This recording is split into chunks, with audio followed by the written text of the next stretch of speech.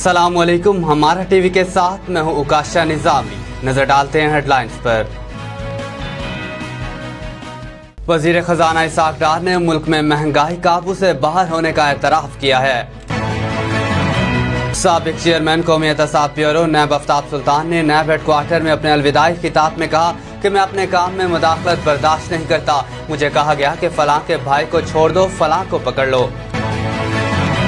वजीर मुमलिकत बराए खजाना आयशा गोस्पाशा ने कहा है कि पाकिस्तान के पास माशी मसाइल से निकलने की हिकमत अमली है, लिहाजा पाकिस्तान ना डिफॉल्ट किया ना करेगा।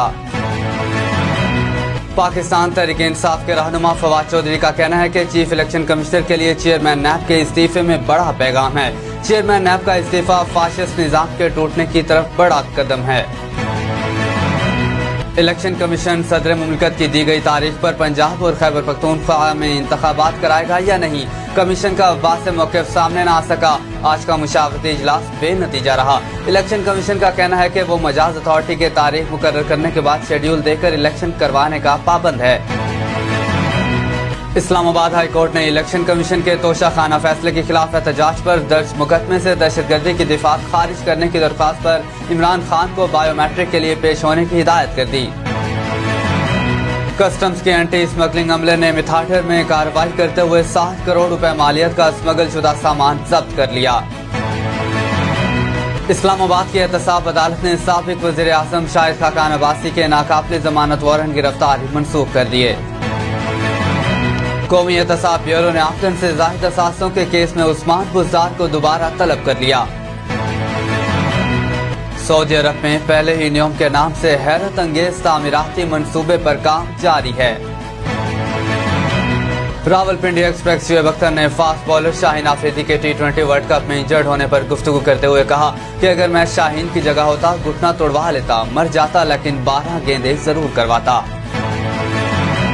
और पाकिस्तानी अदाकार अयमन खान और अदाकार मुनीब भट्ट के घर धमाका हुआ, जिस दौरान अदाकार जोड़ी का घर जुज़वी तौर पर तबाह हो गया।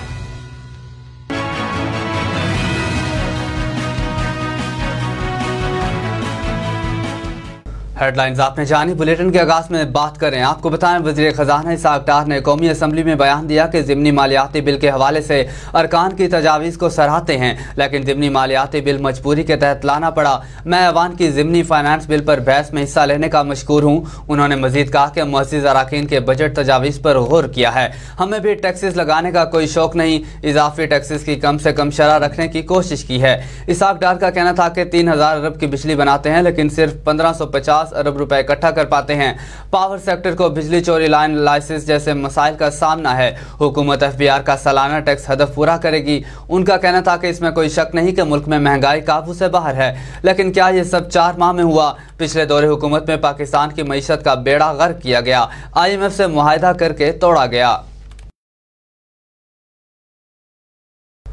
अब आपको बताएं, नैब हेडक्वार्टर में अपने अलविदाई खिताब में आफ्ताब सुल्तान का कहना था कि नैब अफसरान से कहता हूं कि आइन को माने, इदारों की बात ना सुने। मुझे कहा गया कि फलां के भाई को छोड़ दो, कहा गया कि फलां शख्स को पकड़ लो, उसके पास एक प्लॉट है, अपनी अरबों रुपए की प्रॉपर्टी, और एक प्लॉट वाले को पकड़ लूँ। आफ्ताब सुल्तान का कहना था कि नैब को ईमानदारी से चलाया है, किसी की मदाखलत कबूल नहीं है। अफसरान गैर कानूनी और गैर आइनी अहकामात ना माने। नैब के 99% लोग अच्छे हैं, 1% में मसला है। साबिक चेयरमैन नैब का कहना था कि मैंने कुछ लेकर ना मैं कुछ लेकर आया था, ना ही कुछ लेकर जा रहा हूँ। मुल्क के 2 सूबों में आइन के मुताबिक इंतखाबात कराएं और आने वाली नई हुकूमतों को तस्लीम करें।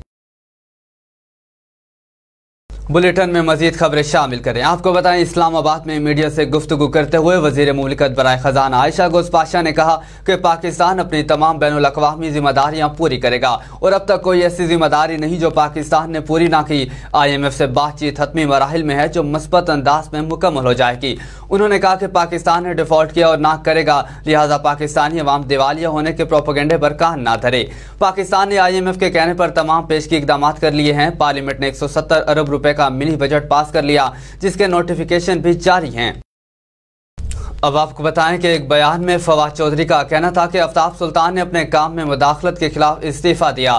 चेयरमैन नैब का इस्तीफा तहरीक इंसाफ के मौक़िफ़ की वाज़ेह तौसीक है। मैं इन 22 अफसरान को जिनको पंजाब में मुदाखलत के लिए लगाया गया कहता हूँ कि वो भी खुद को इस निज़ाम से अलहदा करें। ये मुल्क और ब्यूरोक्रेसी दोनों के मफाद में है। फवाद चौधरी का कहना था कि हम रोज़े अव्वल से कह रहे हैं कि निज़ाम एहतसाब की तबाही NRO देकर लाए गए मुजरिमों का कलीदी हदफ है। इन मुजरिमों ने साज़ी से इक़्तिदार मिलते ही सबसे पहले नैब को तबाह किया। अपने 1100 अरब रुपए की चोरी बचाने के लिए उन्होंने नैब कानून में निहायत शर्मनाक तरामीम की।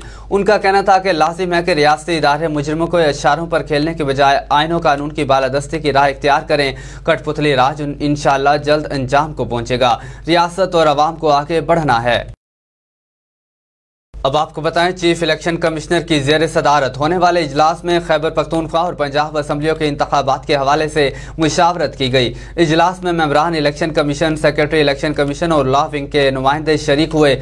इलेक्शन कमीशन की जानिब से जारी इजलास के अलामिया में कहा गया कि इजलास में फैसला हुआ कि इलेक्शन कमीशन आईन और कानून के मुताबिक बगैर किसी दबाव के फैसला करता रहेगा। इलेक्शन कमीशन हर वक्त आईन और कानून के तहत 90 दिन में इलेक्शन करवाने के लिए तैयार रहता है। इलेक्शन कमीशन का कहना है कि आईन और कानून में कहीं भी नहीं लिखा कि इलेक्शन की तारीख इलेक्शन कमीशन देगा। मजाज अथॉरिटी की तारीख मुकर्रर करने के बाद कमीशन शेड्यूल करके इलेक्शन करवाने का पाबंद है।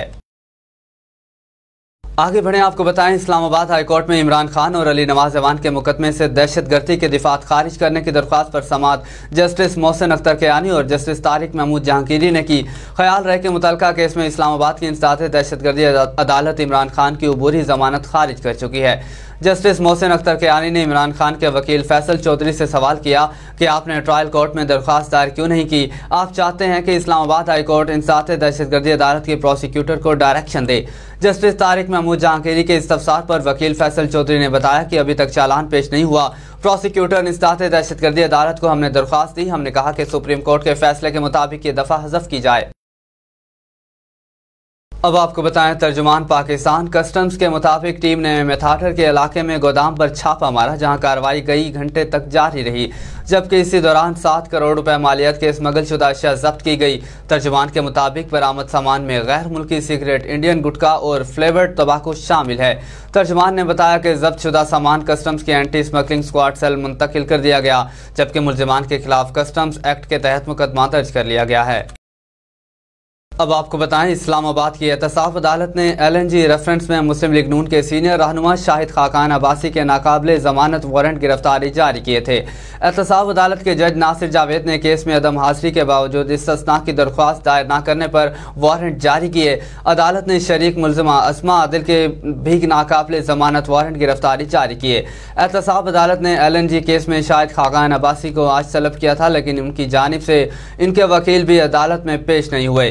बाद शाहिद खाकान अब्बासी के वकील जफरुल्लाह की जानिब से एहतसाब अदालत में वारंट मनसूख करने की दरख्वास्त दायर की गई, जो एहतसाब अदालत के जज नासिर जावेद ने कबूल कर ली। अदालत ने साबिक वज़ीर आज़म शाहिद खाकान अब्बासी और अस्मा आदिल के वारंट गिरफ्तारी मनसूख कर दिए। आगे बढ़े, आपको बताएं, ज़राए के मुताबिक साबिक वज़ीर आला पंजाब उस्मान बुज़दार को 22 फरवरी को प्रॉपर्टी इनकम और अखराजात की तफसीलात के साथ पेश होने की हिदायत की गई है। ज़राए के मुताबिक उस्मान बुज़दार को नैब लाहौर में कल सुबह 11 बजे पेश होने का कहा गया। ज़राए का बताना है कि उस्मान बुज़दार को 16 फरवरी को तलब किया गया था, लेकिन वो पेश नहीं हुए। उन्होंने लाहौर हाई कोर्ट से अबूरी जमानत करवा रखी है। आलमी खबरनामे से खबर शामिल करें। आपको बताएं, दारुल हुकूमत रियाज को एक साइंस फिक्शन शहर में बदलने का मंसूबा सामने आया। सऊदी पब्लिक इन्वेस्टमेंट फंड की जानिब से रियाज में दुनिया का सबसे बड़ा शहरी मरकज़ तामीर करने का ऐलान किया गया है, जिसे न्यू मुरफ़ा प्रोजेक्ट का नाम दिया गया है। इस मनसूबे के तहत रियाज शहर को 19 स्क्वायर किलोमीटर तक तोसी दी जाएगी और लाखों अफराद वहाँ रिहाइश इख्तियार कर सकेंगे। इस मनसूबे का मरकज़ मकाब नामी इमारत होगी, जो 400 मीटर ऊंची, 400 मीटर चौड़ी और 400 मीटर लंबी होगी। ये इमारत इतनी बड़ी होगी कि अमेरिका के एम्पायर स्टेट बिल्डिंग है जितनी 20 इमारत इसमें समा सकेंगी। इस इमारत में होलोकर ग्राफिक टेक्नोलॉजी इस्तेमाल की जाएगी, जो लोगों को खरीदारी और खाने पीने का एक नया तजर्बा फराहम करेगी। खेलों की दुनिया से खबर शामिल करें। आपको बताएं, हाल ही में निजी टीवी को दिए गए इंटरव्यू के दौरान मेजबान के सवाल पर शुएब अख्तर ने शाहीन शाह से मुतालिक गुफ्तगू करते हुए कहा कि अगर मैं शाहीन की जगह होता और इस वक्त मेरे पास 12 मिनट और 12 गेंदें होती तो मैं इन 12 गेंदों को पाकिस्तान की सबसे बड़ी सेलिब्रिटी बन जाता, मैं कौम का हीरो बन जाता। साबिक क्रिकेटर का कहना था कि इस रोज मैं एक गेंद करता, उसके बाद आकर गिरता, मेरा घुटना टूटता, मेरे मुंह जमीन पर लगता, मेरे मुंह से खून आ रहा होता, लेकिन मैं फिर खड़ा हो जाता, मैं इंजेक्शन लगवाता, घुटने को सुन करता, फिर गिरता, फिर उठता, फिर आता और फिर गिरता। लोग मुझे कहते कि तुम गिर जाओगे, तुम्हारा घुटना टूट जाएगा। मैं कहता मेरे लिए मर जाना बेहतर है इस वक्त, लेकिन वर्ल्ड कप हाथ से ना जाए। इंग्लैंड के खिलाफ T20 वर्ल्ड कप के लम्हात को महसूस करते हुए शुएब अख्तर का मजीद कहना था कि ये वो लम्हा था जहां आप सुपरस्टार बन सकते थे। अगर मैं इस रोज शाहीन की जगह होता तो मैं पाकिस्तान के लिए मर जाता, मैं घुटना तोड़वा लेता, क्योंकि मुझे पता है कि घुटना जुड़ जाने का है, लेकिन ये लम्हा वापस नहीं आएगा। शोबिस की दुनिया से आपको अफसोसनाक खबर से आगाह करें। आपको बताएं, गुज़श्ता रोज सोशल मीडिया पर अदाकार इमन खान और अदाकार मुनीब भट्ट के घर धमाके की फुटेज वायरल हुई थी, जिसमें मजदूरों को मलबा उठाते देखा जा सकता है। अब वेबसाइट से गुफ्तगू करते हुए शोबिस ज़राए ने इस धमाके की तस्दीक कर दी और बताया है कि ऐमन मुनीब के घर सिलेंडर धमाका हुआ, जिसके बाद मुनीब के ड्रामे की शूटिंग भी रोक दी गई है। शोबिस ज़राए का बताना है कि धमाके में ऐमन खान भी जख्मी हुई हैं। दूसरी जानिब निजी मीडिया से गुफ्तगू करते हुए गुलबर्ग के SHO अशरफ जोगी ने बताया कि ऐमन और मुनीब के घर इतवार में दोपहर के वक्त धमाके की इतला मौसूल हुई थी। अशरफ जोगी के मुताबिक गुलबर्ग ब्लॉक 10 में वाक़ मुनीब ऐमन के घर में सेवरेज लाइन में धमाके से एक दीवार गिर गई थी, जिसके नतीजे में घरेलू मुलाजिम और 2 बच्चे मामूली तौर पर जख्मी हुए हैं। न्यूज़ स्टूडियो से फिल वक्त इतना ही। मजीद अपडेट्स के लिए देखते रहिए हमारा टीवी।